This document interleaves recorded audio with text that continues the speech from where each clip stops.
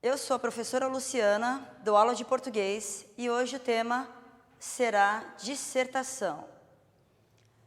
O texto dissertativo, ele é um texto em que você expõe uma ideia sobre determinado assunto. É o seu ponto de vista sobre aquele assunto. Nesse tipo de texto, você precisa assumir um posicionamento crítico, a favor ou contra, através de argumentação.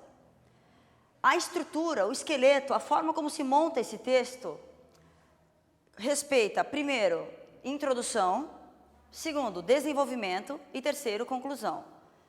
O texto dissertativo pertence à família dos textos argumentativos, que são aqueles em que você tenta convencer o leitor através de argumentos. A defesa de tese, ela é exigida nos textos dissertativos. Defender uma tese é defender um pensamento, defender uma teoria, uma ideia sobre um tema. Quando você expõe a sua tese, ou seja, o seu modo de pensar aquele assunto, você precisa sustentar esse pensamento através de razões que motivem o leitor ou o espectador a concordar com você. Na introdução, você precisa colocar o seu posicionamento crítico. É aqui que precisa aparecer de que forma você pensa. De cara você já precisa apresentar de que lado você está. A favor, contra, criticando, defendendo. É aqui, na introdução, que você precisa se posicionar. Você não pode perder tempo explicando, entra no assunto direto, se posiciona logo de entrada. Determinado ponto é ruim por causa disso, disso. Todos os questionamentos acerca de tal assunto são favoráveis por causa disso. Sempre na introdução, você já revela qual vai ser a sua linha de raciocínio. Não guarde isso para o desenvolvimento. É aqui que você expõe como vai ser o resto do texto, tá? Qual vai ser o seu posicionamento crítico. Eu coloquei um asterisco porque isso é uma sugestão, não é uma regra rígida. Uma sugestão. Coloque apenas em um parágrafo, para poder usar 3 mais tarde aqui no desenvolvimento. Em um parágrafo que esteja entre 3 ou 4 linhas. Novamente, isso não é uma regra rígida. É uma sugestão que consegue te colocar numa zona segura, para que você não se estenda muito. Se você conseguir apresentar o seu posicionamento crítico diante do tema, nesse período de 3 a 4 linhas, está ótimo. Desenvolvimento. Durante o desenvolvimento, você vai ter que colocar o coração da dissertação. É no desenvolvimento que está o centro de toda a sua defesa de tese. É aqui que as coisas acontecem. Então, no desenvolvimento, você vai ter que usar 3 parágrafos. Você pode usar menos, você pode usar mais. O problema de usar mais é que você vai interferir aqui. E dependendo do total de linhas exigido, você pode acabar extrapolando o limite. Talvez 3 linhas, no máximo 7, novamente, você pode escrever 2 linhas. Você pode escrever 8 linhas. Mas o ideal é que você fique entre 3 a 7 linhas em cada um dos 3 parágrafos. 3 parágrafos, novamente, apenas uma sugestão, para que te dê um norte para você conseguir sinalizar como é que vai ser a sua defesa de tese. A defesa de tese, ela vai se apoiar, ela vai se sustentar nos argumentos. Os argumentos vão ser usados de acordo com o direcionamento que você vai dar ao seu ponto de vista. Então, dependendo do tipo de ideia que você está tentando trazer para a sua defesa de tese, você vai poder usar diversos tipos de argumentos.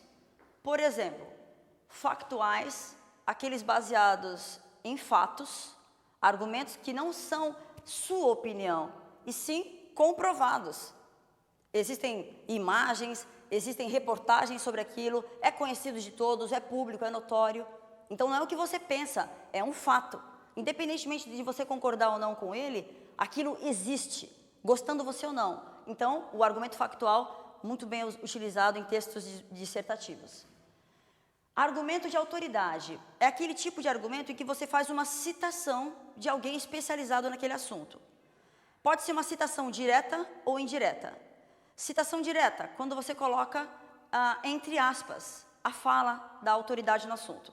E citação indireta, quando você menciona a fala de alguém, mas através das suas palavras. Argumento de exemplificação, quando você usa exemplos para tentar trazer a ideia do leitor a seu favor, para tentar convencer ele que, através desses exemplos, o que você está defendendo é o certo. Argumento de comparação, quando você faz uma analogia entre pontos diferentes, tentando convergir eles e trazer um ponto em comum. O argumento de comparação pode ser argumento de igualdade, superioridade, inferioridade, aí vai depender qual é o direcionamento que você vai querer trazer. Mas o argumento de comparação também é muito bom para fazer a pessoa refletir sobre o que você está tentando mostrar. Argumento de evidência. Esse argumento é aquele em que você prova através de estatísticas, gráficos, pesquisas, resultados de estudos. Sempre que você quiser mencionar esse tipo de argumento, lembre-se que você vai estar tratando do argumento de evidência. Argumento de causa e consequência. É aquele em que você expõe, primeiro, uma origem de um problema ou de uma situação e, na sequência, você consegue mostrar para o leitor qual vai ser o resultado daquele fato, daquele problema. Como vai ser o desenrolar, o desdobramento dele. Isso faz com que o leitor acompanhe o seu raciocínio e siga o processo do começo e depois do resultado. O que leva a uma coisa, qual vai ser o resultado, como aquilo interfere no seu posicionamento crítico do tema. Argumento de fatos históricos. Aqui é quando você menciona algo que aconteceu e que ficou marcado na história. É o que a gente chama de alusão histórica. Na alusão histórica, você precisa ter certeza daquele dado. Você não pode inventar. Se você não tiver certeza da data, do nome do personagem histórico ou do fato histórico, não menciona. Argumento de fuga. É um tipo de argumento em que você apela para a subjetividade, para o sentimentalismo. Quando você está tentando trazer para o campo da discussão o lado emocional da coisa. Quando você apela para o sentimentalismo, para um lado mais emotivo. Entre tantos outros. A conclusão é o último estágio. Normalmente, a gente usa apenas um parágrafo, que é o ideal. É o ideal porque é o mais seguro. Novamente, de 3 a 4 linhas. Você pode se estender, você pode escrever menos, mas não é aconselhável. Essa é uma margem de segurança. No desfecho, você vai fazer o fechamento do seu raciocínio. Você tem duas opções. Através de conclusão do tipo síntese ou conclusão do tipo intervenção. Na conclusão do tipo síntese, você retoma as ideias já apresentadas, só que tentando usar outras palavras para não se tornar repetitivo. A conclusão do tipo síntese, você vai tentar, nesse tipo de conclusão, amarrar todas as ideias já elencadas, já apresentadas ao longo da redação. Então, esse tipo de conclusão, ele é mais simples, ele é mais fácil de produzir. Já a conclusão do tipo intervenção, ela exige um pouco mais. Porque você, além de fechar o seu raciocínio, você vai ter que trazer uma contribuição para a sociedade. Você vai ter que apresentar uma proposta de solução. Essa proposta de intervenção, de solução, é alguma ideia que você tenha que possa resolver o problema apresentado pelo tema ou pelo seu raciocínio diante do tema. Então, você tem essas duas opções. É importante prestar atenção em quais são as instruções da prova. Dependendo do tipo de prova, do tipo de instituição, nas instruções da prova vem claro, vem bem especificado se você precisa obrigatoriamente usar a conclusão do tipo síntese ou a conclusão do tipo intervenção. Então, antes de tomar um desses caminhos, leia com atenção o que está escrito na proposta da prova. Toda a prova de redação tem lá o seu enunciado, a sua proposta. Se não tiver mencionado nada a respeito do tipo de conclusão que você deve escrever, você está livre, você tem liberdade de escolha. Porém, se tiver claro que a proposta de intervenção é obrigatória, esqueça esse tipo de conclusão e começa a praticar esse daqui. Agora eu vou falar sobre as características do texto dissertativo. Tema. O tema, ele vai ser dado ou de forma integral, uma palavra, uma frase, um microtexto ou uma seleção de textos. Às vezes o tema, ele é um conjunto de pequenos textos, possuindo algumas palavras grifadas. Se não possuir nenhuma palavra grifada, apenas microtextos, você vai ter que absorver qual é a mensagem que todos aqueles textos estão passando. O tema vai ser aquela mensagem. Abordagem. Você não pode fugir do tema. A fuga do tema representa descontos na nota. Conhecimento. Você precisa dominar o tema. Se você não tiver nenhum conhecimento sobre o tema dado, fatalmente você vai ficar enrolando para ganhar tempo, espaço, preencher a folha, e o corretor, o avaliador, ele vai perceber. Você precisa dominar o tema exposto. É um dos quesitos avaliados. Domínio do tema. Próximo item. Título. Dependendo do tipo de prova, ele pode ser obrigatório ou não. Vocês precisam prestar atenção no enunciado da prova. Qual é a proposta daquela prova? Se no enunciado tiver escrito é obrigatório colocar título, ou é obrigatória a presença de título. Se você não colocar, você vai sofrer descontos na nota. Tem algumas provas em que o título não é obrigatório. Por isso é tão importante você prestar atenção, dependendo da instituição onde você estiver fazendo aquela redação, se é exigido ou não. Ainda aqui nesse título, o título precisa ter relação com o tema dado e, ao mesmo tempo, relação com o texto que você acabou de desenvolver. Uma dica: pensa num título só depois que terminar de escrever o seu rascunho. Lê o seu rascunho inteiro e verifica qual é o título que melhor se adaptaria a ele. Se você escrever o título primeiro e depois desenvolver o seu texto, você corre o risco de se perder no meio do caminho e aquele título lá em cima que você já tinha colocado não vai ter mais sentido, não vai mais guardar nenhuma relação com a redação que você acabou de construir. Então essa dica pode fazer diferença. Deixa para bolar o título quando terminar o seu rascunho. Dá uma lida nele e vê qual título vai combinar melhor com ele. Letra. A letra precisa ser legível. Eu coloquei ela de novo, depois eu vou falar com ela com um pouquinho mais de profundidade. A letra, ela pesa sim na redação. O corretor, ele não precisa, ele não tem que se esforçar para entender o que você quis dizer. Então você precisa se esforçar para que o corretor entenda a sua letra. A letra pesa muito.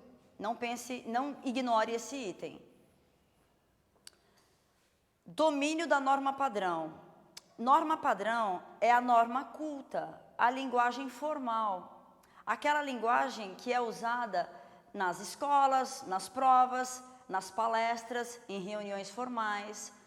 É uma linguagem de maior prestígio na sociedade. Nesse tipo de abordagem da língua portuguesa, não cabem gírias, expressões populares, palavrões, ditados populares. Evite fazer isso na redação. Então, a norma padrão, ela é exigida, ela é obrigatória. Ela vai ser uma exigência do tipo de texto dissertativo. Objetividade. Isso aqui significa escrever de uma forma direta, sem rodeios, sem se perder em explicações marginais, acessórias, que só permeiam o tema. Se aprofunde, vá direto ao assunto. Como descobrir se você conseguiu atender a esse quesito? Leia o seu rascunho e observa se existe outra maneira de passar aquela mesma ideia. Se for possível, reescrever aquele parágrafo, aquela frase, de uma forma mais enxuta, mais econômica de palavras, melhor. O problema é que quando você presta muita atenção na objetividade, você peca aqui, na clareza. Clareza é se tornar inteligível, claro, fácil de entender. Quando o corretor, o avaliador, ler a sua redação, ele precisa entender de cara o que você quis dizer. Se ele precisar reler aquele parágrafo 2, 3 vezes para entender o que você quis dizer, mau sinal. O desafio é aliar objetividade à clareza. É um desafio porque às vezes você consegue ser objetivo, mas não consegue ser claro. E às vezes, para você conseguir ser claro, você não consegue ser objetivo, você se estende, escreve demais.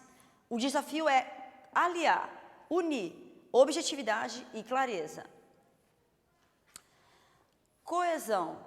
A coesão significa união, o entrelaçamento das partes. Eu escrevi aqui, ó, conexão entre essas partes, que podem ser frases, palavras, ideias. A coesão só é conseguida através de palavrinhas, os conectivos, as conjunções, que podem ser explicadas numa aula separada. Devido ao uso dessas palavrinhas chamadas conjunções, vocês conseguem unir cada pequeno fragmento na sua redação, do seu raciocínio, seja a união entre orações ou entre 2 parágrafos. A união entre todos os parágrafos do seu texto, se ela for harmônica e tiver uma relação entre si, você já conseguiu ter coesão. Coerência. Coerência é algo que faz sentido, que não diz nenhum absurdo, nada ilógico. Faz parte da coerência, não se contradizer. No segundo parágrafo, no desenvolvimento, você defende que a ideia é X. Mas no desenrolar do seu raciocínio, sem você perceber, você acaba se perdendo, e lá perto do último ou penúltimo parágrafo, você defende que a ideia é Y. Mas anteriormente você tinha dito que a ideia era X. Você não pode se contradizer, ou você perde a credibilidade diante do leitor. Então, coerência também é não se contradizer, além de falar coisas, de escrever coisas que façam sentido.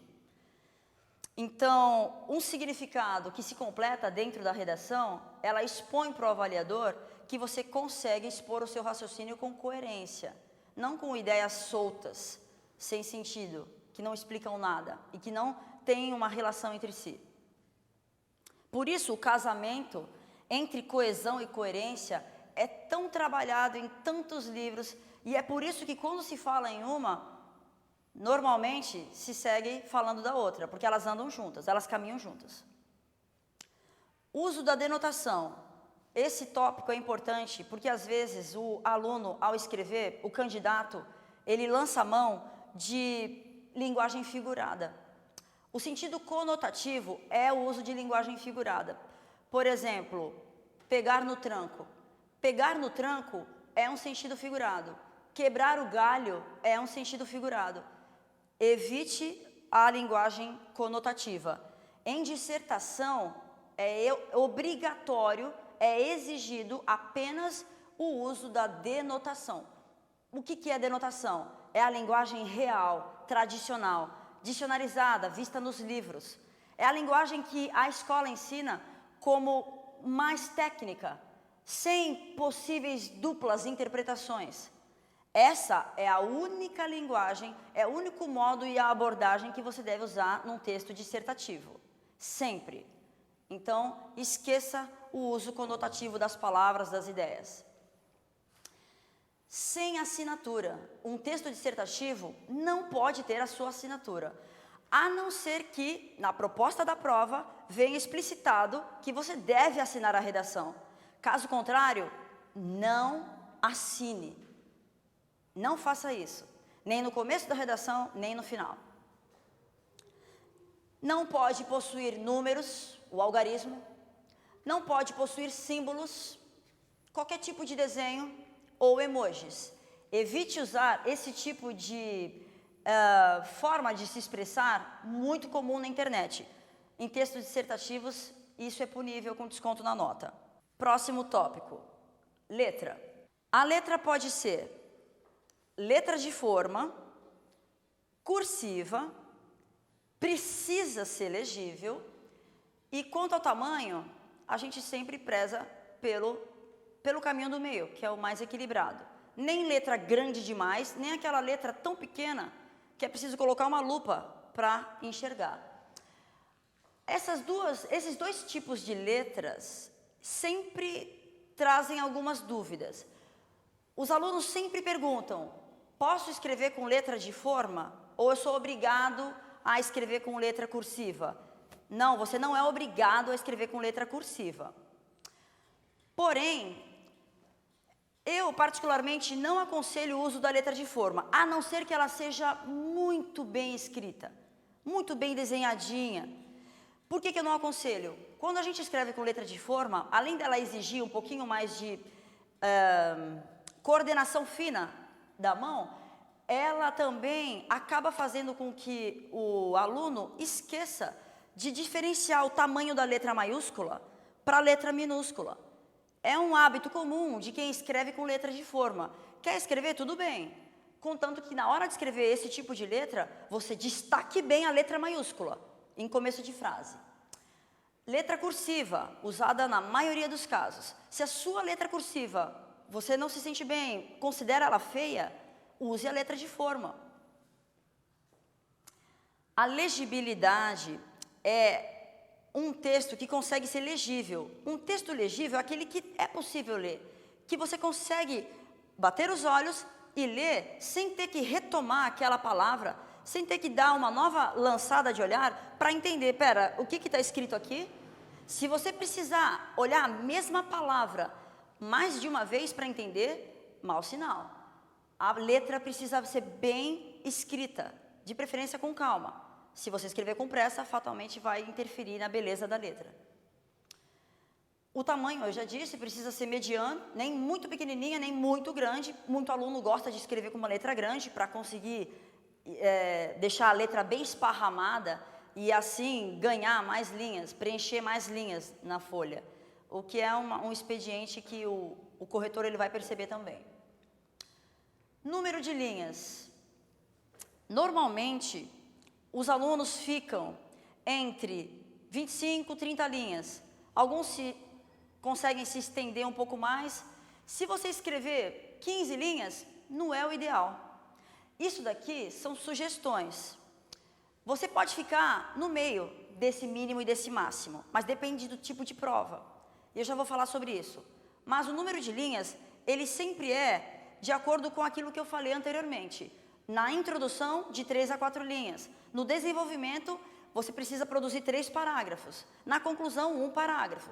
Então, se o máximo são 30 linhas, você precisa distribuir e pensar quantas linhas você vai usar para a introdução, quantas linhas você vai gastar no desenvolvimento, porque no total você não vai poder ultrapassar as 30.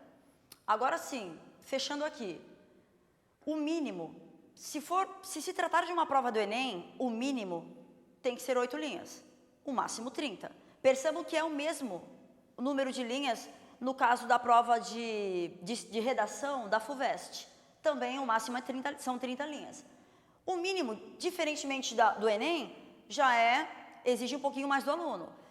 Aí você deve pensar, mas poxa, quer dizer que se eu escrever 8 linhas, está tudo bem? Sim, porém, não é possível desenrolar um raciocínio com introdução, desenvolvimento e conclusão em 8 linhas. Se você escrever menos de 8 linhas, a redação é zerada, em se tratando de provas do Enem.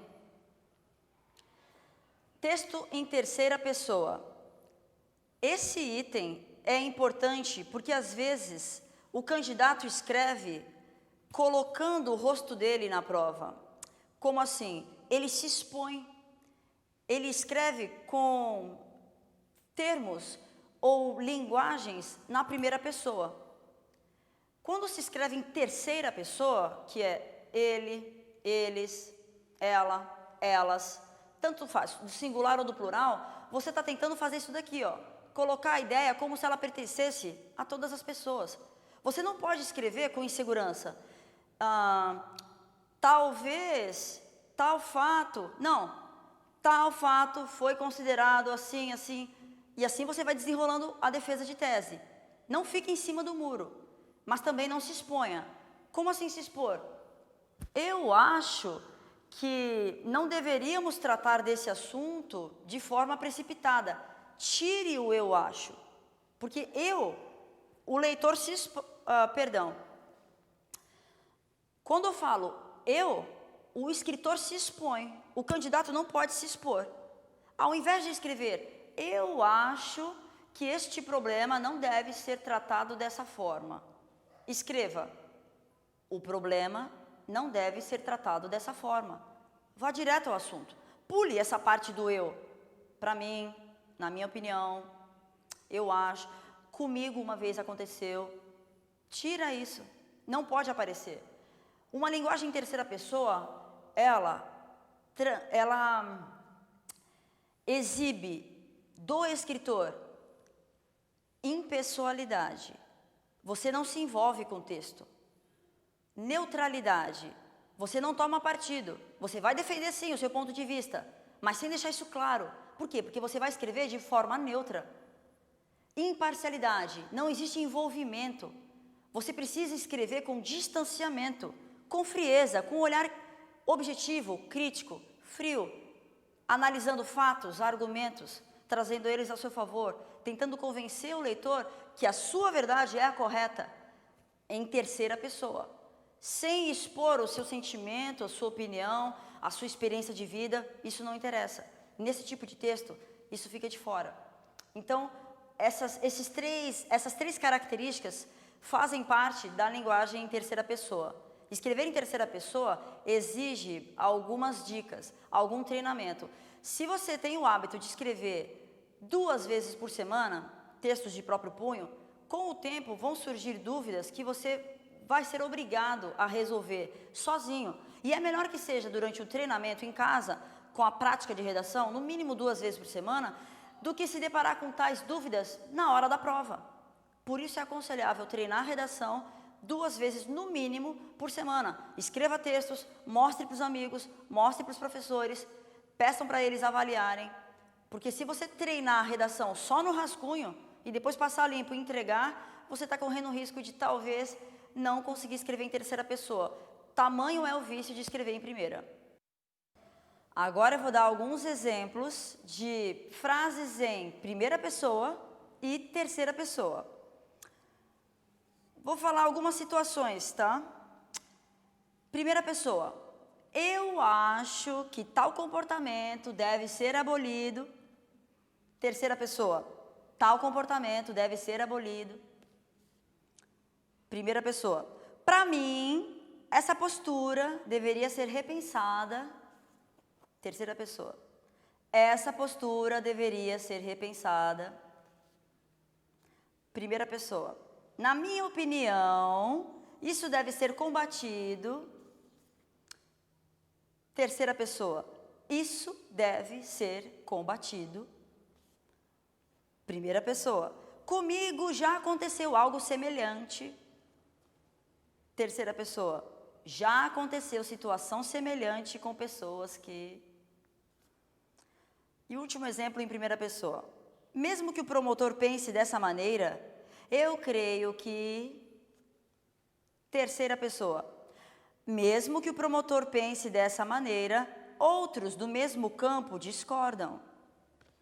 Então, aqui eu dei alguns exemplos para vocês compararem como é possível transformar uma única frase em primeira pessoa e uma abordagem, uma perspectiva de terceira pessoa. Obrigada por assistirem.